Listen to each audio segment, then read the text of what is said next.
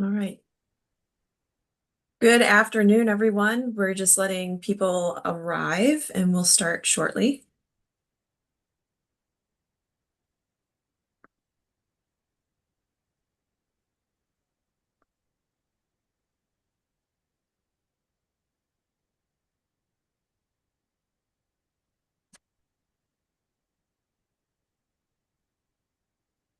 And Gail, I guess if you want to give me an okay to go, we can start that way, I guess. Yep, everyone who's in the waiting room.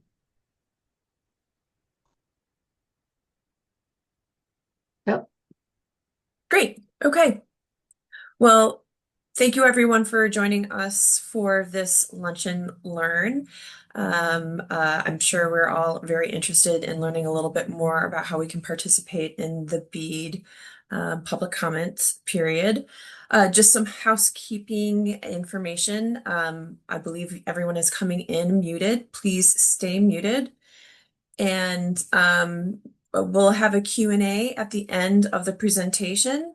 If you do have questions on the way, do put them into the chat. We'll be logging them and we'll either answer them as we can or answer them during the question and answer period.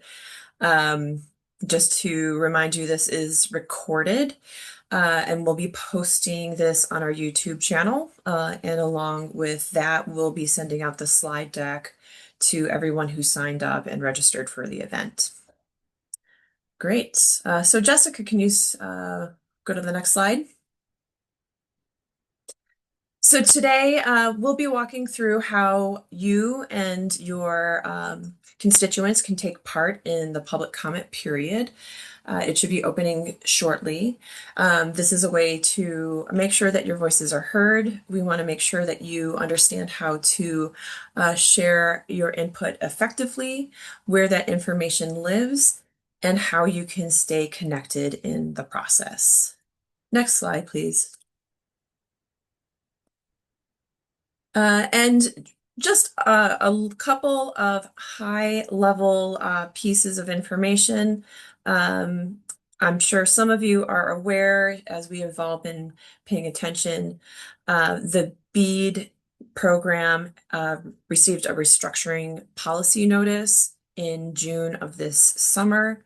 Uh, the PSC has created an amazing toolkit one pager that has some of those major highlights for the changes, which included creating this one last round for award decision making.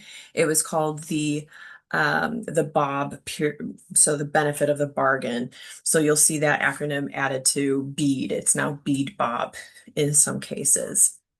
That review process has closed and the awards should be coming public very soon. As of today, I'm not sure if they are public, but they should be made public very soon. At that point, a public comment window will be opening, and that's what we're going to be talking about today. It is going to be a short public comment window, so that is why we're trying to be proactive and make sure that you have all the information you need. This is the last opportunity to voice some of your thoughts and concerns and or um, comments for this BEAD process. And we want to make sure that as many people take advantage of the situation as possible. Next slide, please. So just a couple things to think about. When writing a strong public comment, you want to say who you are and why this is an issue that matters to you. We want you to be clear and specific about the concerns that you might have. Uh, Share your own experience, share your knowledge, share your opinion. And if you are giving, pointing to some of the issues, make sure that you're making suggestions or alternatives that you see would be of benefit to your community. It doesn't need to be an essay. It doesn't need to be long. A lot of times, the most effective comments are short, specific, and personal. And at this point, I'm going to hand it over to my colleague, John. Thank you, Brittany. And again, thank you to everyone for joining us. I will be walking through the process of navigating the electronic records filing system, identifying the correct docket, and then inputting your public comment. Let's go to the next slide.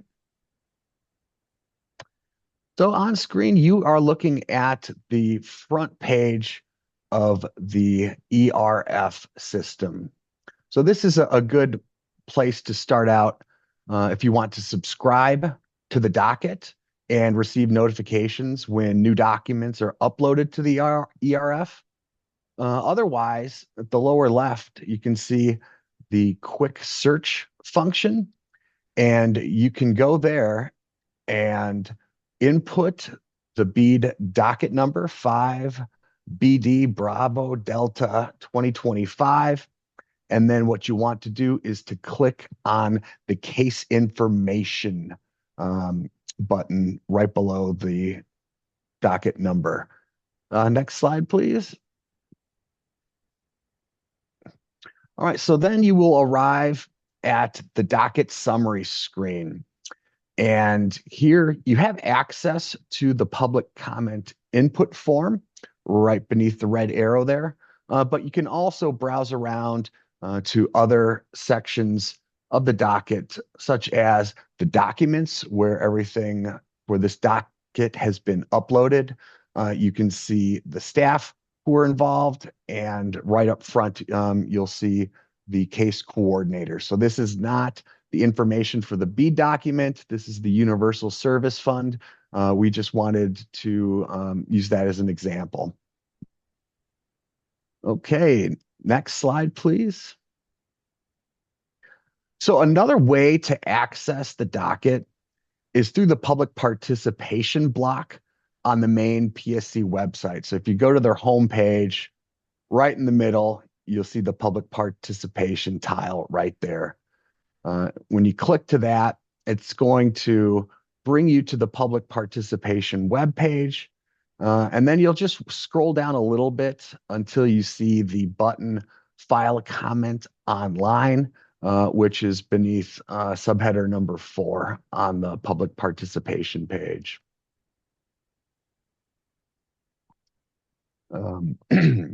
This is once that page loads, users will see a list of dockets with a currently open public comment period. So this is a scrollable list, and you simply scroll down until you find the docket of interest. So for BEAD, just scroll down till you hit dockets beginning with the letter B.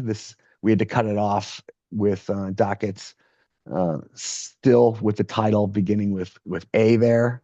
And then you just scroll down till you locate it, and then you drill into it from there. So next slide, please. So this is the input form for public comments. And a few things that you need to keep in mind. One is that the formatting in the comments box is going to be stripped. So it's recommended that you use just a plain old text editor and then copy and paste your public comment into that main comments box. You can see the forms that you will need to input.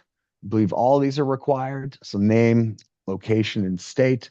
And then you'll need to do the little CAPTCHA confirmation that you are not a robot.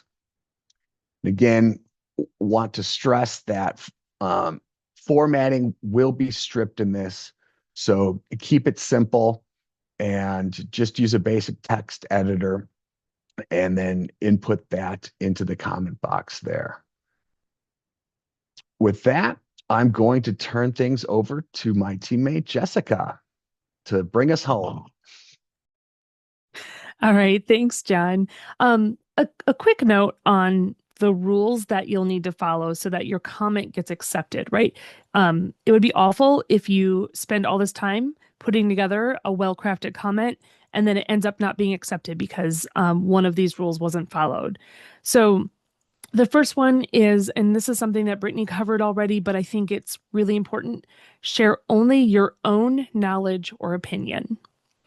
The second one is only one written comment per person or per entity is allowed.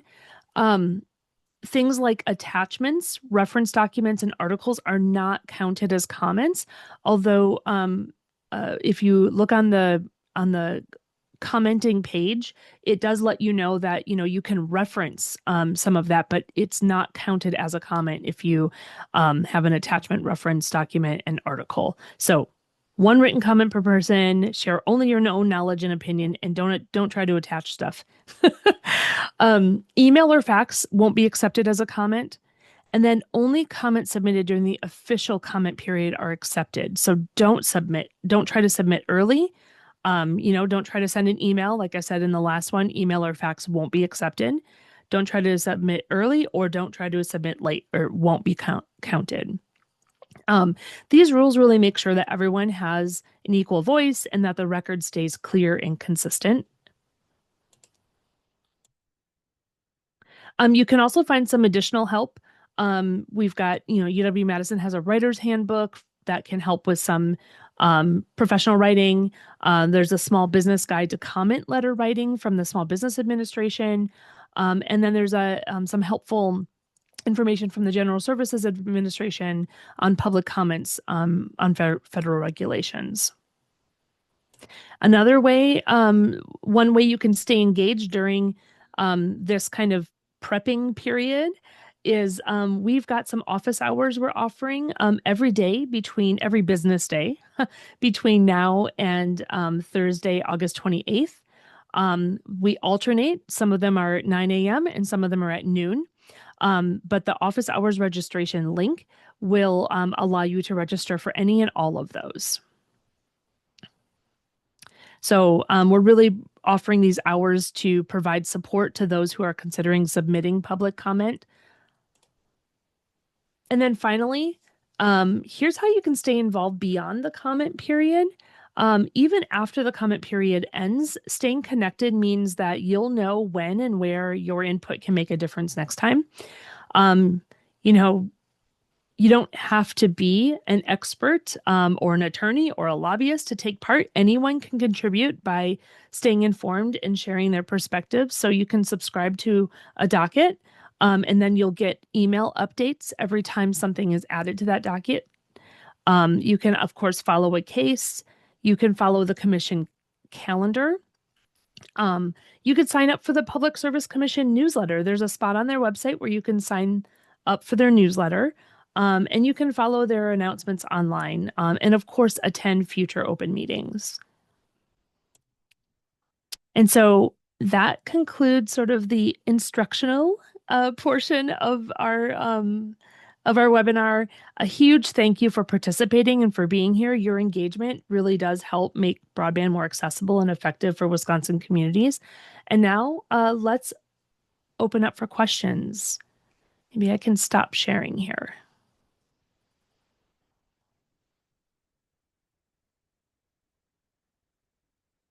Were there any questions in the chat? No. I don't think we've had any questions in the chat. One question that has come up often as we were starting to disseminate information about this, people are asking about that one comment per person or organization. And so you can write a public comment and say that you're writing on behalf of the organization that you're a part of. But you can also write a public comment separately as an individual. If you work for a municipality, you could have a letter that comes from a representative of the leadership, and the planning department could make a comment, and the individuals can make a comment. So an organization can't put in 14. that's what the attempt is to try to eliminate. So Michael has a question in the chat. What does it mean that only 30 comments will be heard? I may have missed. Did we have like a misprint on our slide deck? I'm Michael, feel free to unmute and describe that too.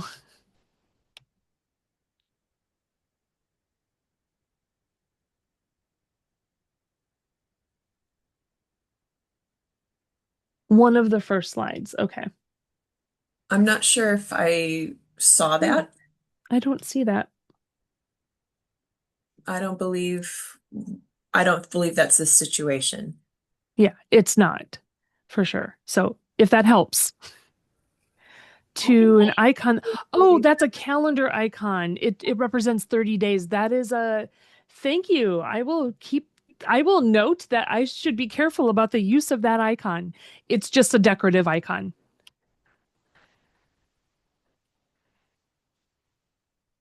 Another And then question asks about the slide deck, if some sort of instruction available to post for the general public to be able to reference the slides. Um,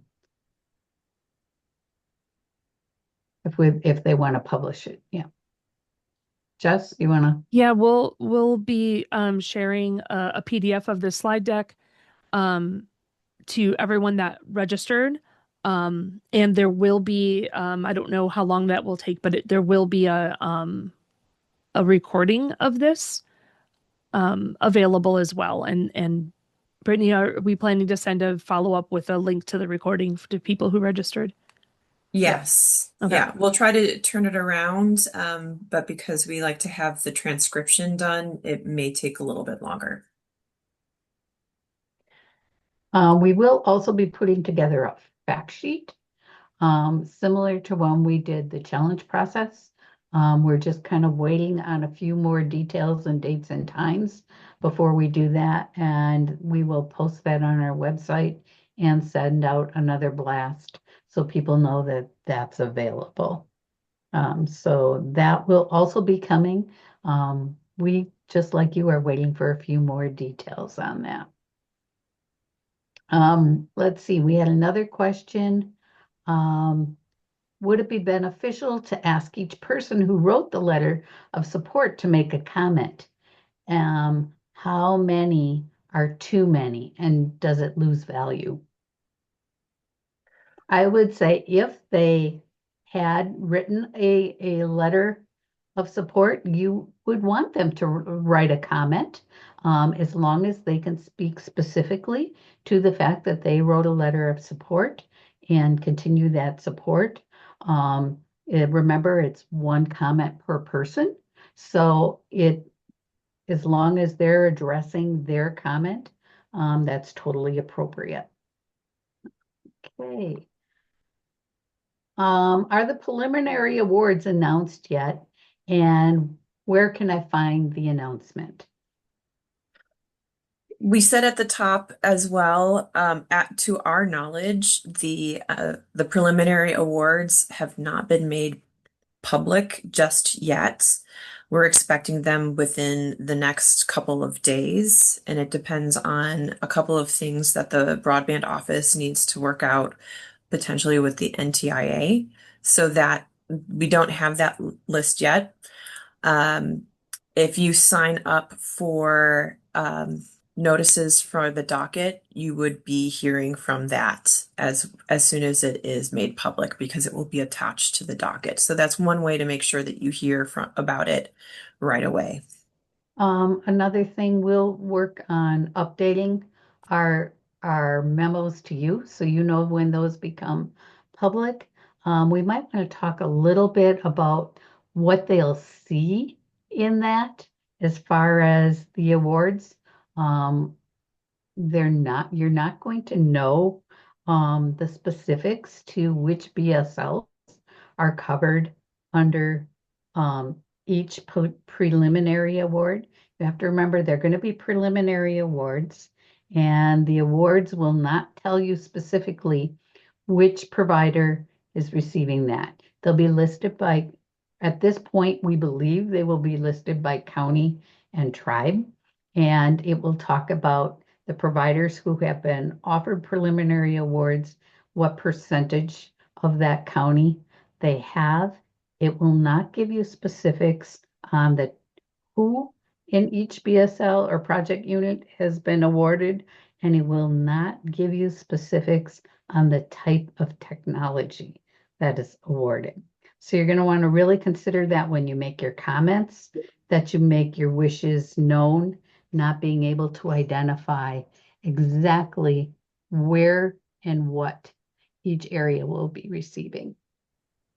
And if I could follow up on that, Gail, one of the first states to go through this process is Virginia, and I'm going to post into the Zoom chat here a link to their final proposal.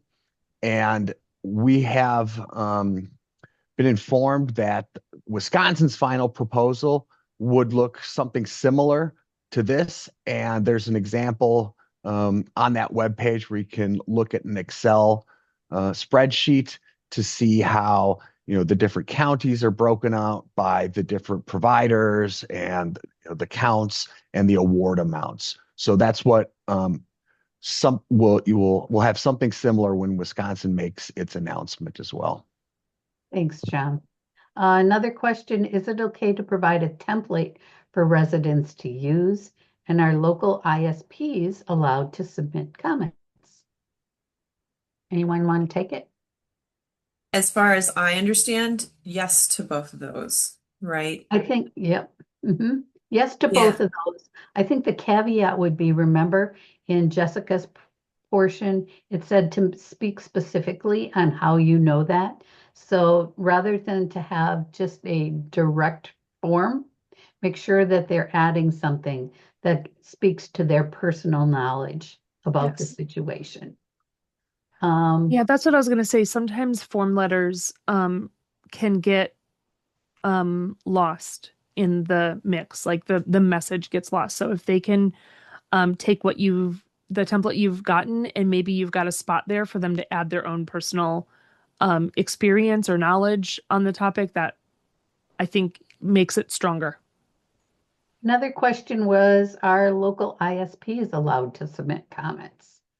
Anyone can submit a comment. It could be a business, it could be an ISP, it could be an organization, it could be an individual, local government, tribal entity. So yes, ISPs are allowed to submit comments.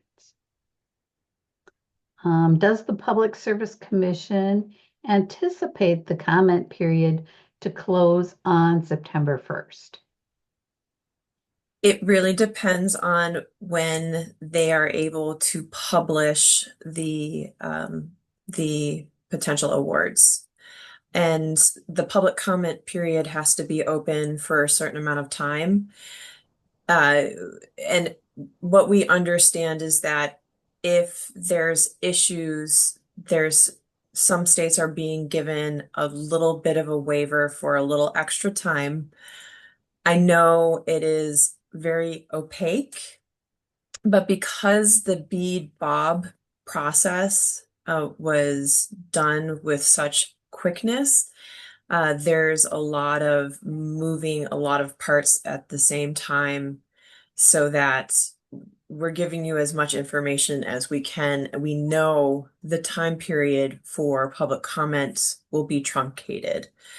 In the previous BEAD public comments, they were 30 days long. This will be closer to 7 days. And so we want to make sure that you are aware of how to participate up front so that you're ready once it is something that you can participate in.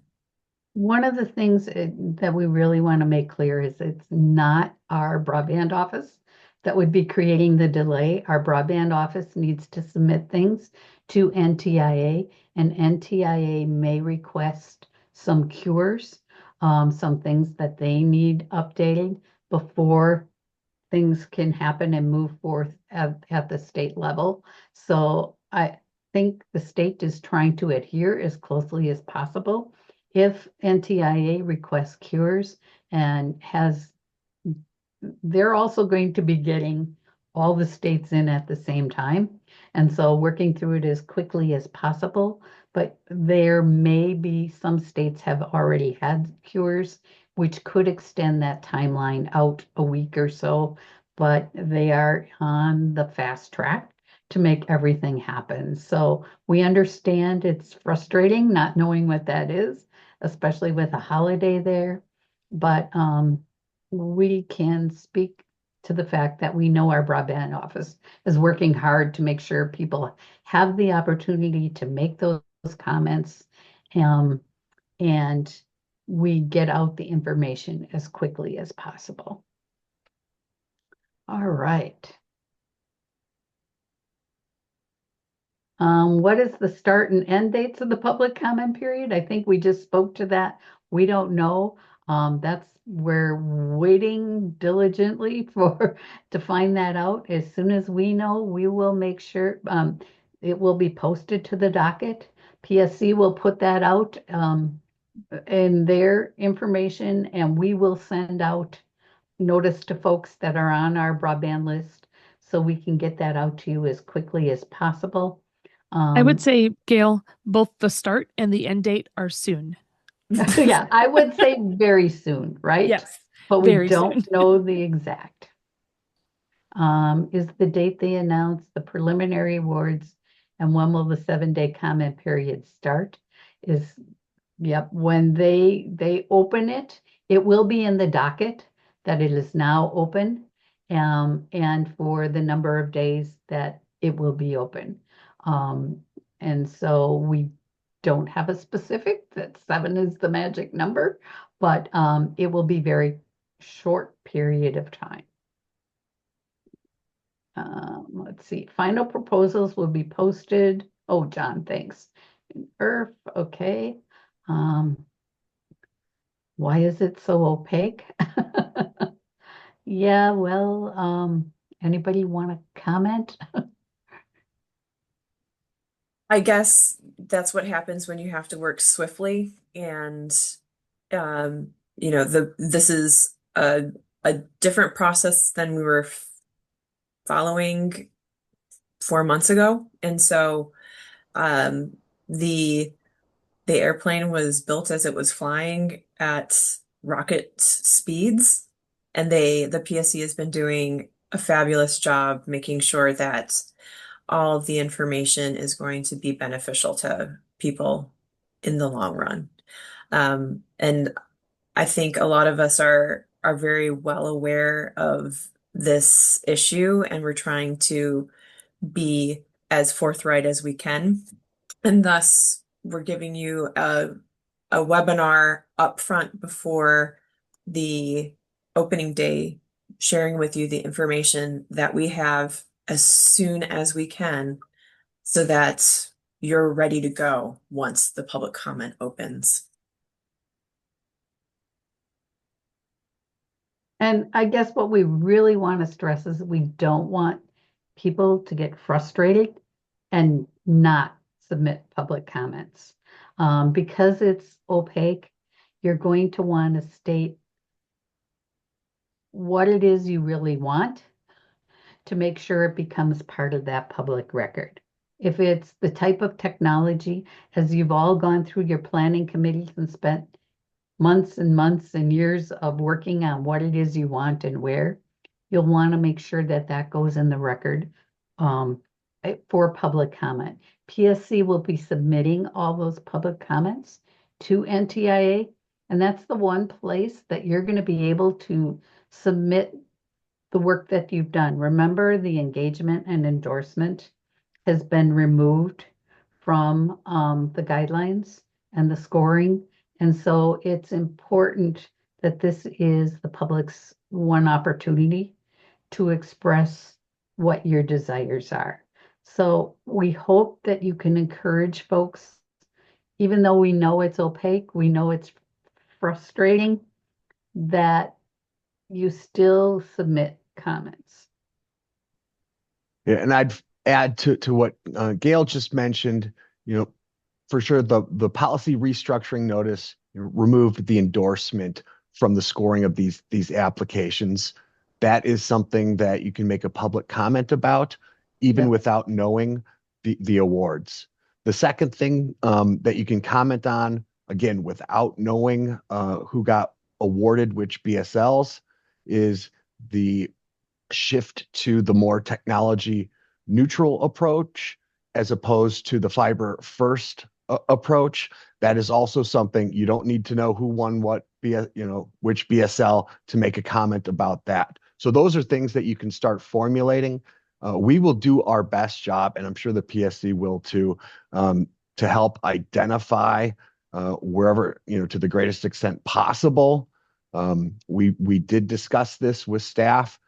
They are contemplating some sort of tool where if your county GIS department has the CostQuest license in place, there may be data released where you might be able to tie those things together. But my assumption is that they are maxed out on capacity.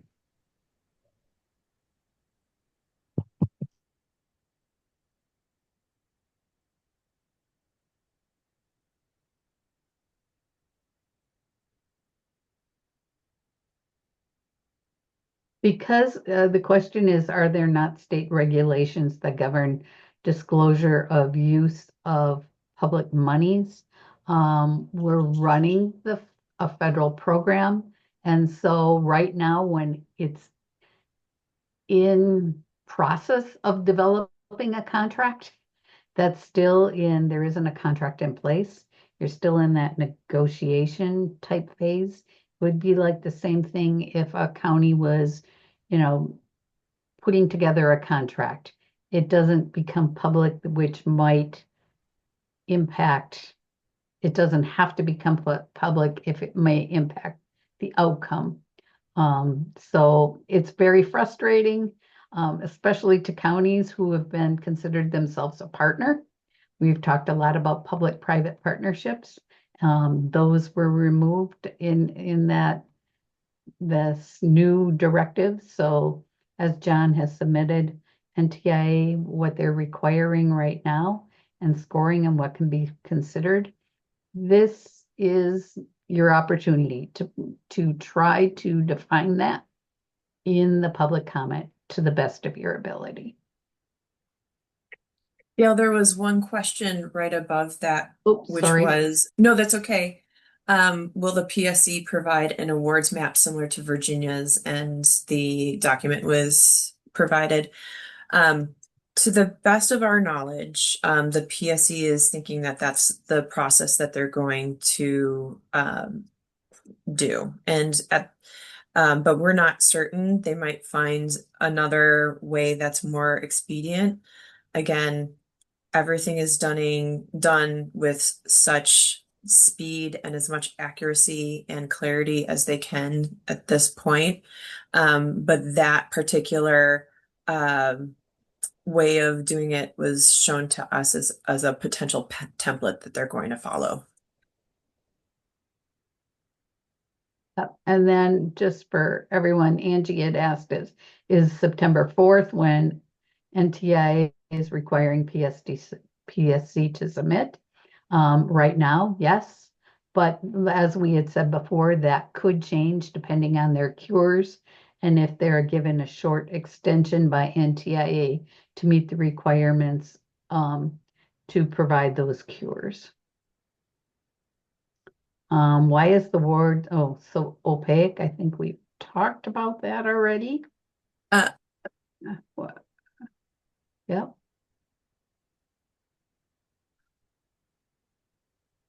Marianne did add at the end of that, but asking to clarify, we will not know the ISP as well as the modality. You will know the ISP, the Virginia version as the possible template has the county names and it has the amount of awards, and in another column they have the different ISPs and the number of awards that they received as a totaling mechanism. That doesn't tell you the mapping location. So that's going to be where that disconnect is going to be unless there's a way to get some of the BSL information to everyone. Again, it's such a short period of time that they're trying to be efficient. I guess, Um, yep. And the other thing is it's not going to tell you that location, and it's not going to tell you, as we said before, the type of technology. Some of you will be able to figure it out based on um, the company and the types, but know that a number of the companies had changed their application to include more than one type of technology. So they may have fiber as a plan that they submitted, and in some areas they may have put fixed wireless. So, and some companies you'll be able to tell because that's what they offer, right? Low orbiting satellite, you'll be able to tell that's what it is.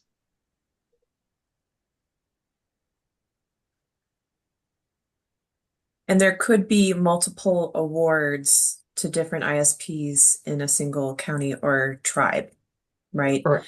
So that makes it, again, the mapping piece you're not going to see until a little bit later.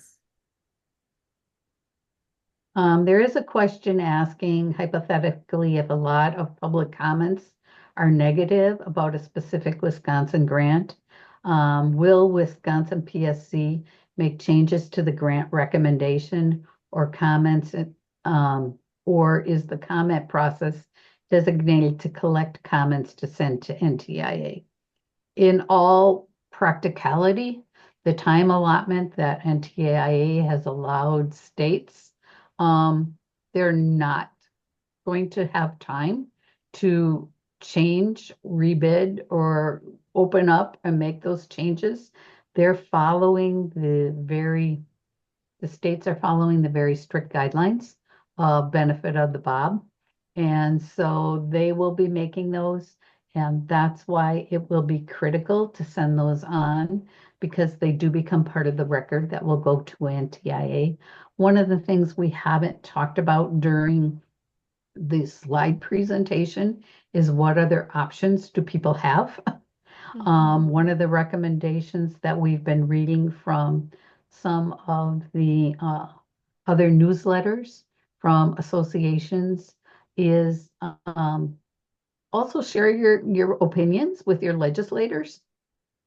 Don't opt out of doing the formal public comment, but it is appropriate for you to share your thoughts, frustrations with your legislators as well.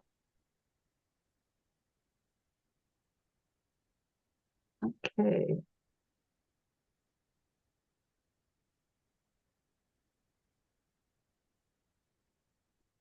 Michael is like, so in fact, it's too late to hope to impact. I think it feels like that. But in today's world, we've seen many starts and stops to many things. And so we really encourage people to go forth, make those comments, and certainly share your comments and frustrations with your legislators. Yeah, I wouldn't let the fact that it feels like that um, um, interfere with. I guess I wouldn't let that cause any inaction. Exactly. It's very well noted and understood, and I hope you'll still consider submitting comments. Okay, Gerald asked, for an award, will we see the dollar amount? Will we see the address count? Could I If you, oh, go ahead, John. I was just like to remind everyone, and these are excellent questions. Yeah. The purpose of our webinar today was to help everyone who attends to make the most effective public comment possible about the BEAD program. We are at least arm's length removed from programmatic, right, and policy considerations, and we cannot speak authoritatively on those questions. The BEAD program on the PSC's website has the program mailbox. Feel free to use that and to contact them directly with specific program and policy questions.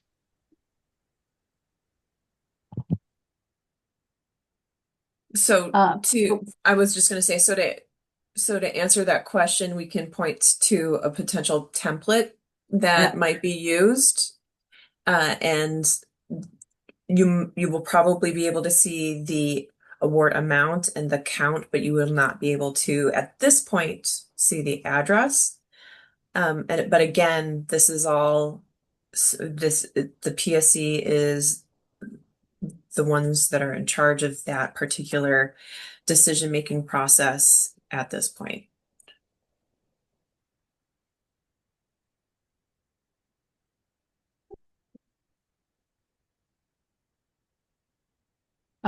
Here's one on the maps, John. On the newest broadband map, if it shows two dots on a resident, oops, my screen just, does that mean two internet connections? I couldn't answer that question right now. Yeah, that's a PSC map, so I think that's better asked or answered by the PSC. Monroe County adopted resolutions supporting the original intent of BEAD and fiber technology. Resolutions were sent to legislators, and you can't send attachments, as Jessica said, through the IRF.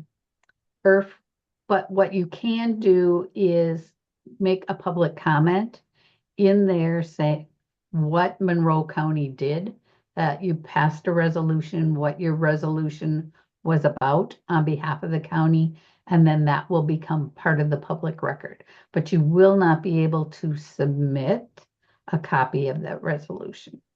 Yeah, I examined a completely different docket, and I saw a public comment from another Wisconsin county, and they copied and pasted the text of a resolution, and that was their public comment for, a separate issue. So that is definitely a route that's available to you.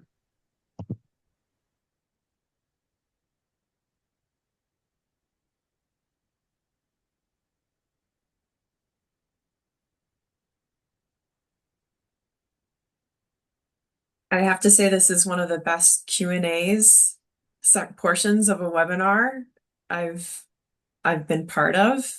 I think there's been lots of robust questions asked, so thank you so much for that.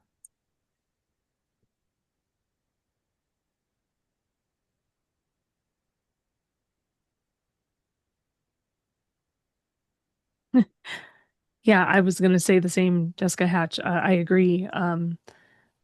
Appreciate everyone hanging on and asking all these great questions. It's what we intended. We wanted to have the first part short so that you could ask as many questions as you had. And again, we're going to be holding office hours tomorrow, starting tomorrow, and for the majority of next week. We know that it is up against a holiday weekend, so we wanted to honor the fact that most people probably won't be paying attention on Friday. But we are here to answer some of your questions. Do look for the public comments to open. Do look for those decisions to be made. To the best of our knowledge, once the potential awards are posted, then again, the public comment opens, and we'll try to assist as much as we can. And really, again, I think we kind of said it over and over again. Despite this being opaque, don't let this deter you from making sure your voice is heard. This does go on the record. It does get turned over to the NTIA so that they understand what the public really wanted.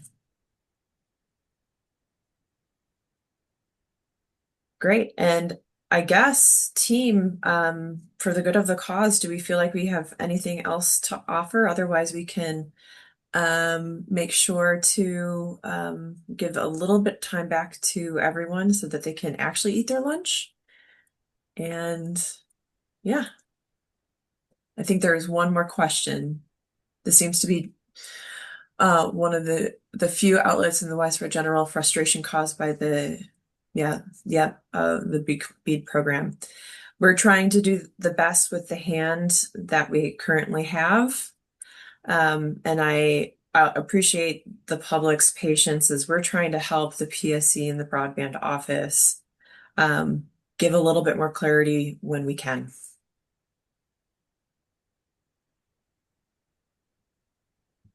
Great. Well, thank you, everyone. Have a great rest of your week. Please do not feel free, or please feel free to reach out to all of us. Scratch what I said before. And we will definitely be in touch. Thank you very much. I can put our email addresses in the chat as you're leaving in case it is helpful. Great. Thank you so much, everyone.